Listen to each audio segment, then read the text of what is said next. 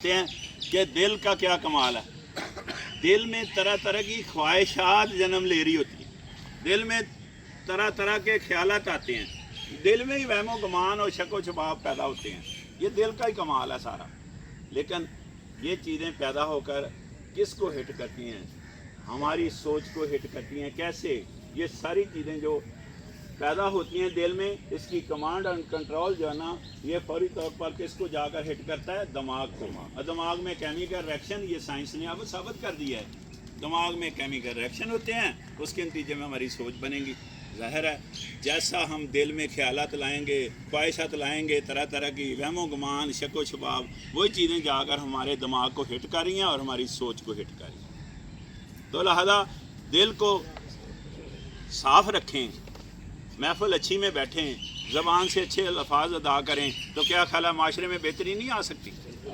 तो माशरे में बेहतरी लाने के लिए ये तीनों चीज़ों का होना ज़रूरी है। अच्छी महफिल का, दिल को साफ़ रखना, और तीसरा मैंने बोला कि ज़बान से अच्छे अल्फाज अदा करने चाहिए। राइट जी।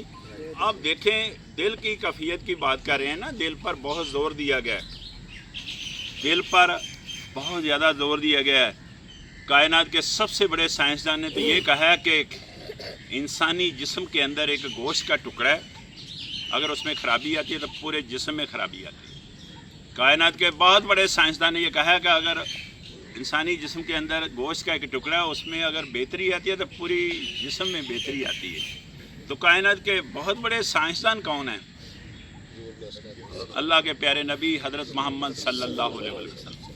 तो उन्होंने ज़ाहिर है सारा कुरान अल्लाह के प्यारे नबी का रवैया है, सारा कुरान। तो मतलब मॉड्यूल दो तरह के हमारे पास हैं, एक मॉड्यूल बुक की शक्ल में और दूसरा इंसान की शक्ल में। ये दोनों मॉड्यूल अल्लाह के रहनुमाई के लिए ये काफ़ी हैं। इन पर तमाम कायनात की साइंस जो है ना मौजूद है। लेकिन बात यह है कि हम कभी उसको हाथ लगाएं और उसको देखें, भले उसकी एक आयत कुरान की तर्जमे के साथ देखें तो हमें बात की समझ आए कि बात क्या कहने वाला क्या कहना चाह रहा है। तो मैं बता रहा था कि दिल को साफ़ रखें। दिल को साफ़ भाई कैसे करेंगे? दिल को साफ़ करेंगे, दिल उस वक्त साफ़ होता है जब अल्लाह का खौफ पैदा हो, अल्लाह का डर दिल में पैदा हो। तो फिर अल्लाह का डर, अल्लाह का खौफ कैसे पैदा होगा? बाज़ दफ़ा तो इंसान की कैफियत ऐसी होती है कि अल्लाह को याद करने को जी नहीं चाहता। तो खौफ कैसे पैदा होगा? खौफ सर उस वक्त पैदा होगा जब हम अपनी प्रोफाइल को परखेंगे, असेसमेंट वैल्यूएशन, अपनी ज़ात को परखेंगे कि हम दूसरों से किस तरह बेहतर हैं। हालांकि हम बेहतर हैं, लेकिन परख लगाएंगे तो फिर है ना, उस पर जाएंगे परख लगाने पर तो फिर है। हम दूसरों से क्या बेहतर नहीं है? दो हाथ है मेरे पास, दूसरे इंसान के पास दो हाथ नहीं है, दो आंखें हैं जिससे मैं देख रहा हूँ। एक सेकंड के लिए, एक सेकंड के 60वें हिस्से के लिए आप आंखें बंद करें, आपको अंदाज़ा होगा कि हमारे पास किस तरह की नेमतें हमारे पास मौजूद हैं। आप पाँव हैं हमारे पास।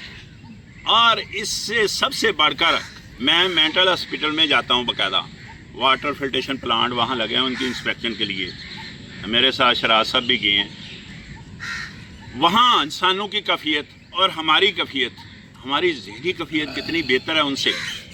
बात तो इतनी है ना, बात तो इतनी है कि सुई इधर हो तो वो और इधर हो तो हम, यही बात है ना।